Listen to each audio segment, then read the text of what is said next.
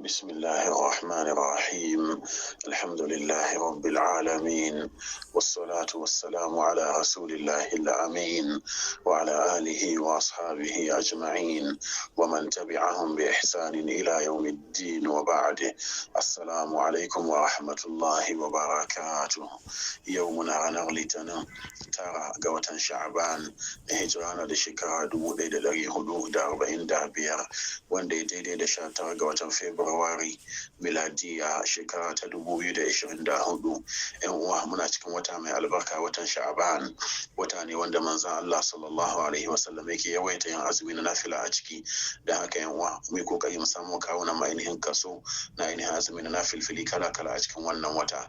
Haka nan kuma wanda aka tambaye shi ainihin bashin azumi, yayi kokari ainihin ya ramka wannan azumin kafin wata yake shudewa. Hadisin mu na yau عن عائشة أم المؤمنين رضي الله عنها قالت: كان رسول الله صلى الله عليه وسلم يذكر الله تعالى على كل أحيانه. رواه مسلم.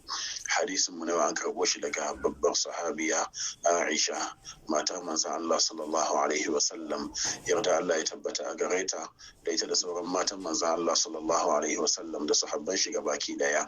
Wannan babbar sahabiya Aisha ummul mu'minin ita ce ta rawaito ta ce, kana rasulullahi sallallahu alaihi wasallam yadhkuru Allah ta'ala ala kulli ahyanihi. Manzon Allah tsira da amincin Allah su kara tabbata a gare shi ya kasance yana zikirin Allah subhanahu wa ta'ala akan dukkan yanayin shi. Ma'anar hadisin kenan a takaice, Allah subhanahu wa ta'ala ya fahimtar da mu. Kenan wa cikin wannan hadisi Aisha ummul mu'minin radiyallahu anha tana rawaito mana cewa manzon Allah tsira da amincin Allah su kara tabbata a gare shi ya kasance yana ambata Allah subhanahu wa ta'ala, yana zikirin Allah subhanahu wa ta'ala akan dukkanin yanayin shi a cikin dukkanin lokutan shi. Da haka yan wasu mu koyi da manzon Allah sallallahu alaihi wasallam a cikin dukkanin al'amuran mu kasance masu ambata Allah subhanahu wa ta'ala a koda wani lokaci, a koda wani yanayi. Wannan kenan. Allah subhanahu wa ta'ala ya fahimtar da mu. Allah ya samu daga cikin masu sauran magana tare da aiki da mafi kyau daga ciki. Allah ya maido da mu akan koyarwa addini maidowa na gari. Yan uwan musulmi da ke Filistin, Allah subhanahu wa ta'ala ya kawo musu dauki. Allah ya ba mu zaman lafiya da arziki mai yawa mai albarka a cikin kasar mu da sauran kasashen musulmai. Allah ya tsare mu, ya kare mu game da fitintunu da tashin hankali. Inda muka yi daidai, Allah subhanahu wa ta'ala ya karba daga gare mu.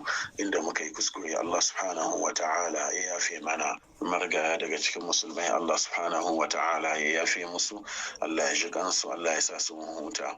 Mu da muka yi saura, Allah subhanahu wa ta'ala ya raya mu rayuwa ta musulunci. Allah ya dauke mu na masu imani. Kada Allah ya dauke mu da haƙƙin wani akan wuyayiwan mu.